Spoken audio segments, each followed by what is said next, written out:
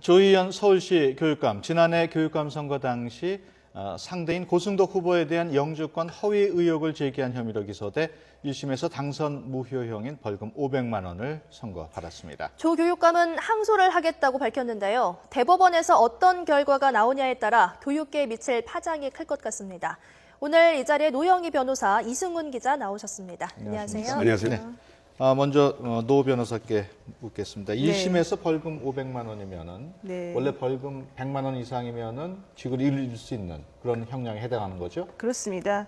그 현행 공직선거법 250조 2항에 의하면 그 상대방을 당선되지 못하게 할 목적으로 허위 사실을 공표하는 경우에 7년 이하의 징역이나 500만 원 또는 3천만 원 미만의 벌금에 처하게 되어 있는데요. 네. 그 관련된 벌칙 규정에 의하면은 100만 원 이상을 선고받으면 결과적으로는 당선 무효형이 확정이 되는 것입니다. 예. 대법원까지 가서 물론 확정이 돼야 결정이 그렇습니다. 되는 거죠? 지금은 1심이기 때문에 이제 2심과 3심이 남아 있어서 아직 확정은 안 돼 있습니다. 예. 네, 조 교육감이 받고 있는 혐의가 허위 사실을 공표한 혐의 아닙니까? 그렇죠. 그런데 이 혐의가 교육감직을 상실할 만큼 그만큼 큰 이유가 되는 건가요?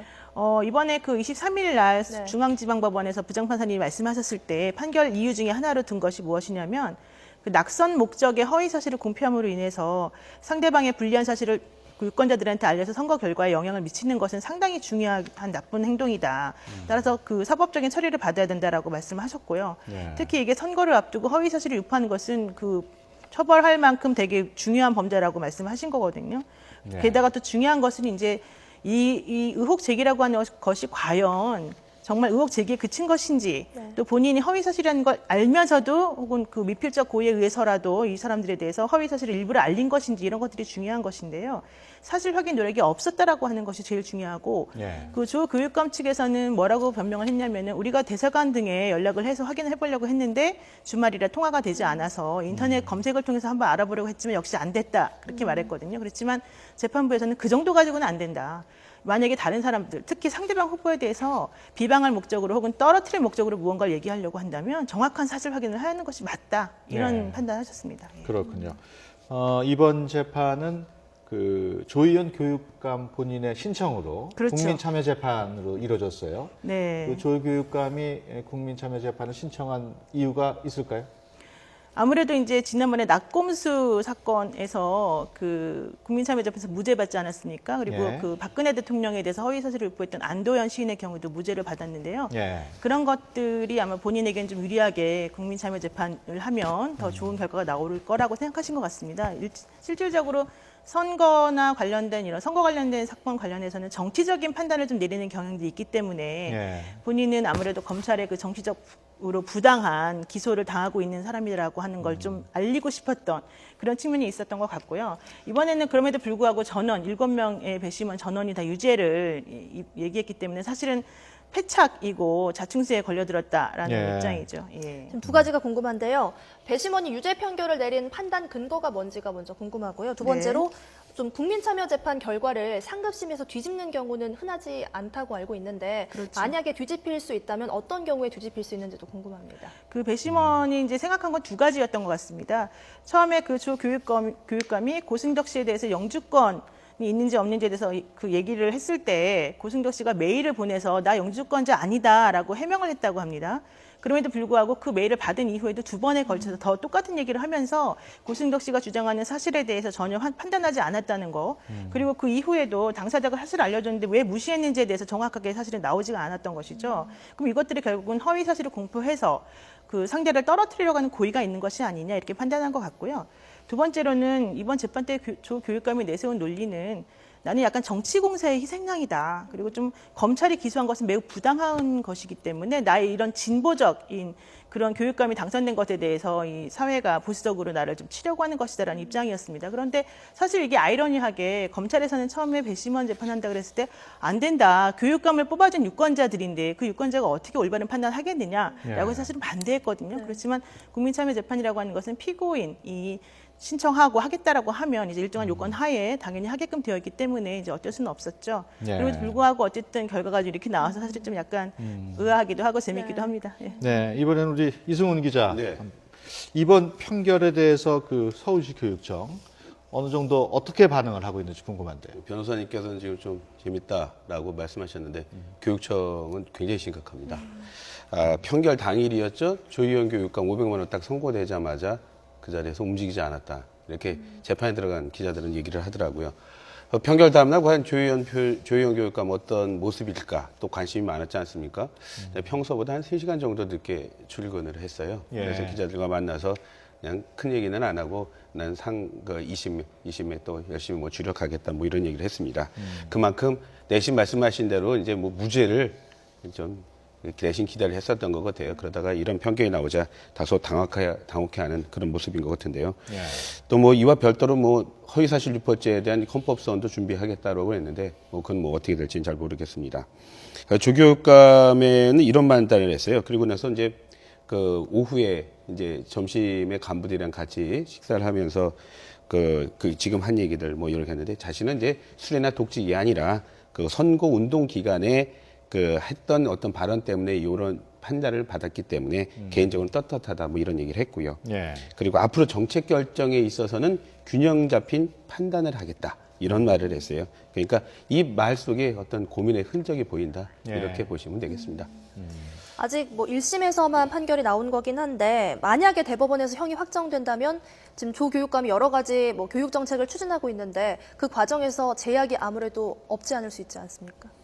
형이 확정되기 전이라도 네. 기자들은 이런 판단을 합니다. 형이 확정되기 전이라도 지금부터 당장 그 교육제동의 제동이 여태까지 추진해왔던 교육정책만큼은 가지 않겠느냐 이런 생각을 하게 돼요. 왜냐하면 지금 뭐 변호사님께서 말씀하신 대로 이게 국민참여재판이었거든요. 말씀하신데 유권자들이 재판을 한 겁니다. 그런데 이런 상황에서 이런 결과가 나왔기 때문에 기대와는 반대로 나왔기 때문에 그런 건데요. 특히 아시다시피 교육 현장이라는 곳은요 굉장히 명분 논리가 굉장히 강한 곳이에요. 네. 자, 이런 곳에서 이번에 조희연 교육감이 이런 판결을 받았다. 이 자체를 가지고도 이제는 조희연 교육감의 어떤 학교 현장에 대한 장악력은 극히 떨어지지 않겠느냐 이렇게 예상을 하고 있는 거죠. 그리고 이제 뭐 말씀하다시피 이제 학교 현장이라는 것 특히 뭐 교장 선생님한테 자율권 많이 주고요. 그리고 또 학교 운영에 자율권 주고 이러지 않습니까? 그런데 어떤 자율권 선상에서 물론 교육감의 직선대도 이루어지는 것이 말이죠. 그렇기 때문에 이 조희연 교육감의 어떤 교육 개혁 정책들 여태까지 어떻게 보면 강공 드라이브라고 볼 수 있었거든요. 이런 것들이 현재보다는 쉽지 않겠느냐 예. 이런 얘기들을 많이 하고 있는 겁니다. 조 교육감 하면 저 진보 성향의 교육감으로 그렇죠. 평가를 되었고 그동안 또 개혁적인 개혁도 많이 추진을 했는데 예. 어떤 내용이 있었습니까? 조희연 교육감이 교육감직에 오른 게 지난해 7월 1일이었습니다. 6.4 지방선거로 당선이 됐죠. 서울에 있었던 서울의 그 직선 교육감 가운데는 이제 광명 전 교육감에서 두 번째 교육감이었습니다. 조희연 교육감의 취임 일성이 바로 이것이에요.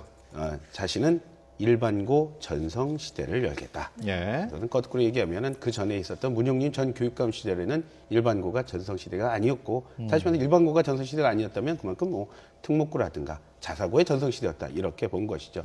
그 선상에서 모든 개혁이 이루어졌습니다. 잘 아시다시피 지난해 그 교육 현장을 가장 뜨겁게 다뤘던 게 바로 서울에서 자사고 폐지 논란이었었죠. 네. 그러니까 그 문용린 교육감 시절에 자사고에 대한 5년마다 재지적을 해야 되는데 재지적에 대한 평가가 있었어요. 근데 이 자체가 좀 문제가 있다. 다시 그거를 갖다가 이제 재지정에 대한 평가를 한 거죠. 거기서 14개가 먼저 해당이 됐었어요. 네. 14개에 대한 그 자사고에 대한 또 평가를 했었죠. 자, 그리고 지난해 6월 자신의 모교였던 중앙고등학교를 포함해서 모두 6개 교를 재지정 취소 대상으로 했습니다. 물론 교육부에서는 재지정할 수 없다라고 해서 동의를 안 했겠죠. 결국 지금 자사고는 지금 이어지고 있어요. 또 하나는 그런 겁니다. 광명 교육감 때 추진했던 게 저 혁신학교 있었어요. 서울형 혁신학교였는데 문영린 교육감이 들어서면서 행복학교라는 걸 또 만들었어요. 예. 그것 다시 말해서 행복학교를 만들겠다는 건 이제 혁신학교 지원 안 하겠다는 거였거든요. 그래서 이제 문의만 있었던 혁신학교가 조희연 교육감이 되면서 제2의 혁신학교를 또 하자고 그랬습니다. 학교당 한 7천만 원 지원하면서 적어도 자기 임기 내에 한 100개까지 하겠다 이런 걸 했었는데 이 역시도 지금 그러면서 이제 뭐 그 혁신학교 들었을 때마다 그 학교 가서 자기 교육 철학 설파를 했었거든요. 그런데 이 역시도 좀 힘들지 않겠느냐. 예. 그리고 또 무상급식 할 때마다 무상급식 논란 있을 때마다 가장 선봉에서 나서서 목소리 크게 냈던 게 조희연 교육감 아니었습니까? 어떤 목소리를 낼지 이것도 역시 관심의 네. 대상입니다. 2008년에 직선제가 도입된 이후에 벌써 교육감이 사법 처리된 경우가 지금 4번째 아닙니까? 그래픽 보면서 지금 좀 얘기를 나눠보겠습니다.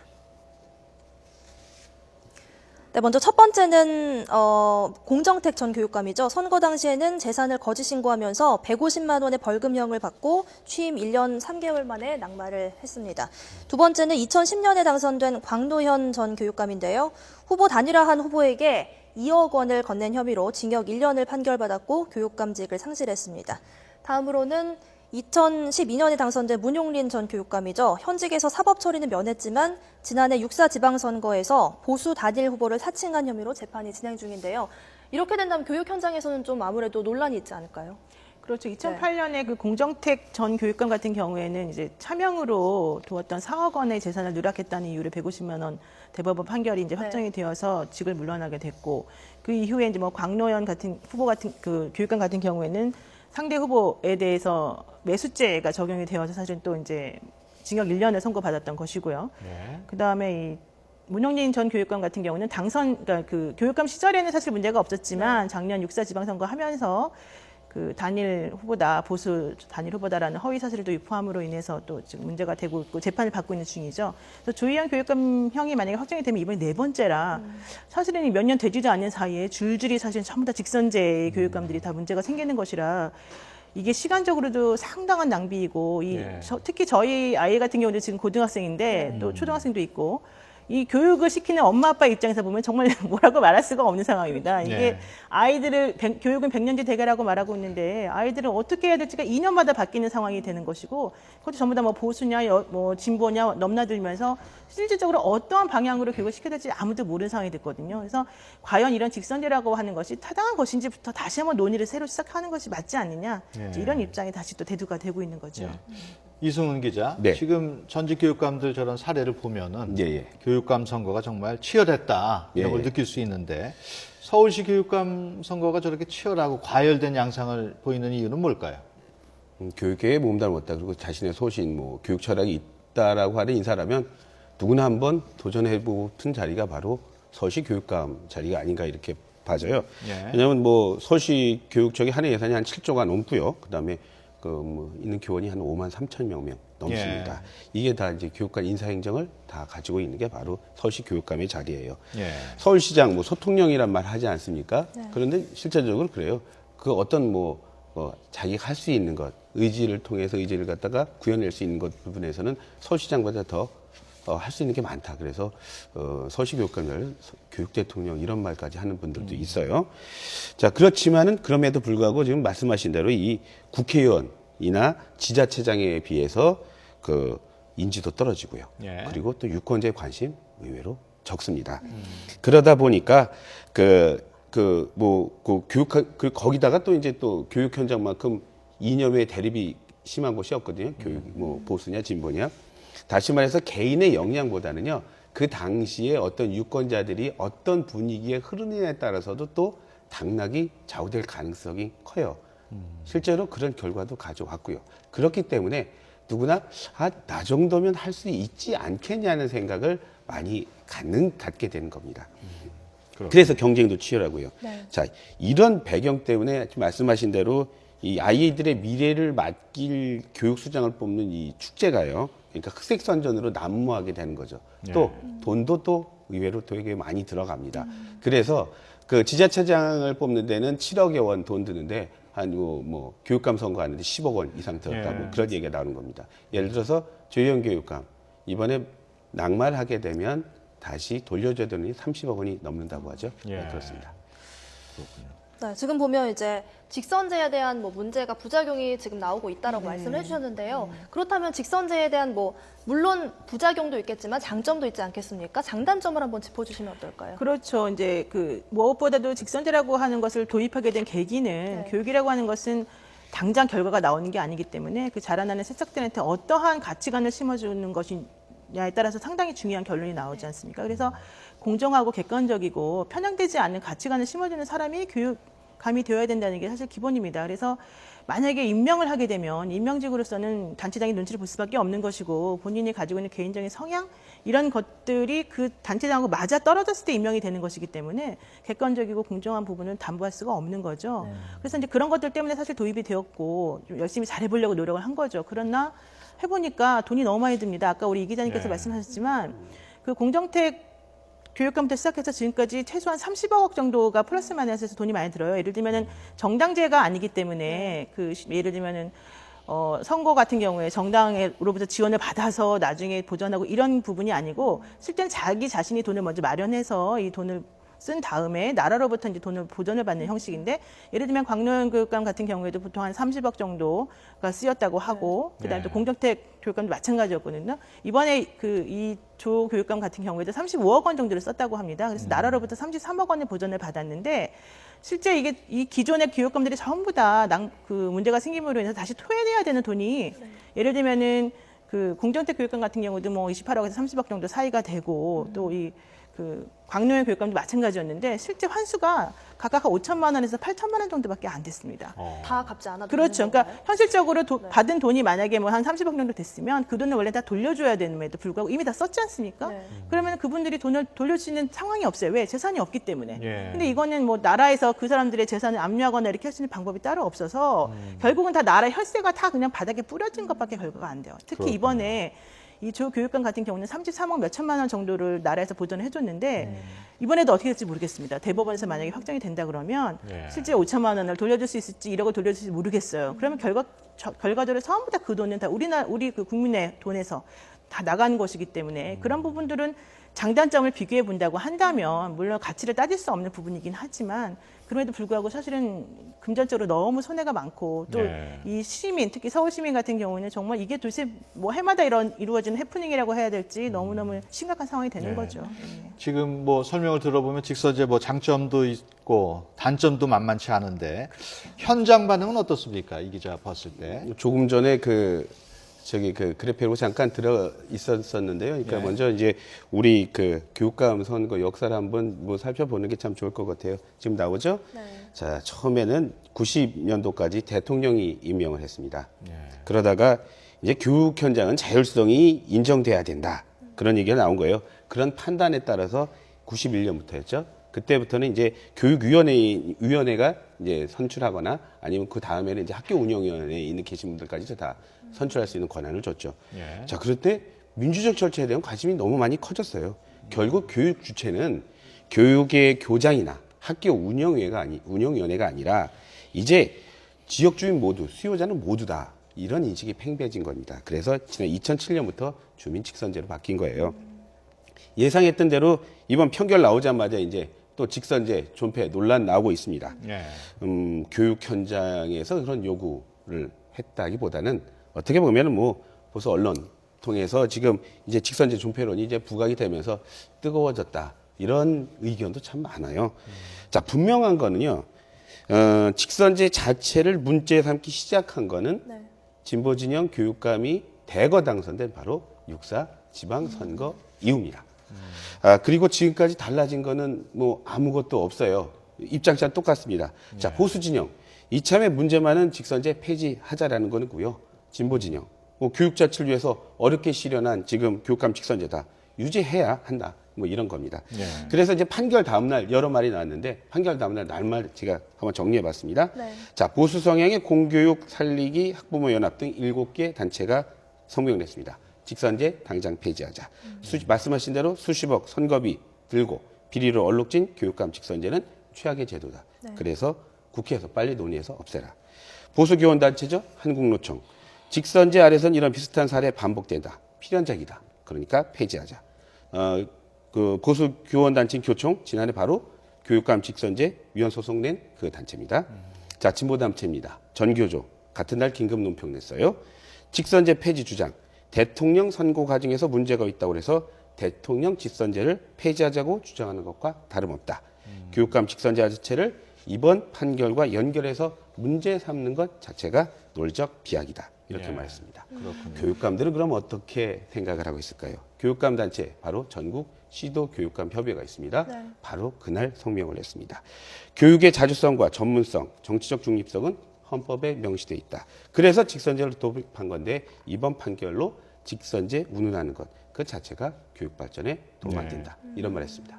네, 끝으로 지금 시간이 얼마 안 남았는데 네, 앞으로 네. 2심, 3심 계속 있단 말이에요. 어떻게 전망하는지 간단하게 말씀을 해주시죠, 두 분. 네, 조 교육감은 이제 항소심과 상고심을 통해서 밝히겠다라고 주장하지만 실제 대법원에서는 그 1심을 뒤집을 만한 명백한 증거가 나오지 않는 이상은 국민참여재판의 결과를 존중해야 된다는 입장입니다. 예. 실질적으로 일반 형사사건에 비해서 국민참여재판의 경우에는 2심과 3심에서 뒤집어진 경우가 거의 절반 수준에 이르고 있습니다. 그래서 항소심에서 뒤집어진 경우는 한 20% 정도, 그다음에 상고심에서 뒤집어진 정도는 10% 정도밖에 불과하기 때문에 예. 이번 사건 같은 경우는 특히 100만 원 이하의 벌금을 선고받아야지만 본인의 직위 유지가 되는 것인데 500만 원이라는 것하고 너무 갭이 크고요. 예. 뒤집어질 가능성이 많아 보이지 않습니다. 우리 이 기자가 또 비슷한 의견입니까? 중요하게 지켜볼 키워드만 두 가지 말씀드릴게요. 네. 6월에 있을 서울외고랑 그 서울 영우중학교 요거 어떻게 처리하는지 봐야 되고요. 네. 그 다음에 이제 자사고들 8월달에 입시원서 어떻게 받는지 입시 전형 발표합니다. 어떻게 발표할지 요걸 네. 보는 게 바로 키워드라고 보입니다. 알겠습니다. 네, 지금까지 노영희 변호사 그리고 이승훈 기자와 함께했습니다. 오늘 두 분 고맙습니다. 감사합니다. 감사합니다.